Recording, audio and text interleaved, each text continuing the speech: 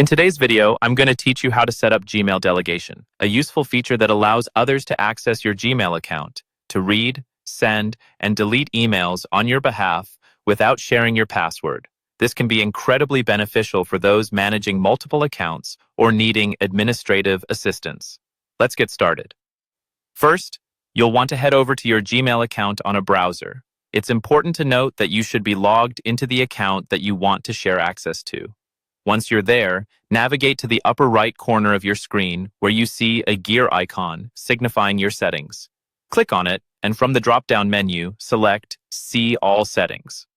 This will open a comprehensive settings menu that includes a variety of tabs. Next, look for the Accounts and Import tab, which typically is the fourth option from the left. Click on it and you'll find a section titled Grant Access to Your Account. Here, you'll want to click Add Another Account. A dialog box will appear, prompting you to enter the email address of the person you want to delegate access to. Ensure that the email address you enter is accurate and belongs to the person you trust to handle your emails. After entering, click Next Step, and it will further instruct you to confirm the email invitation by selecting Send Email to Grant Access. After this, the person you've delegated will receive a confirmation email. They will need to accept the invitation to begin accessing your account.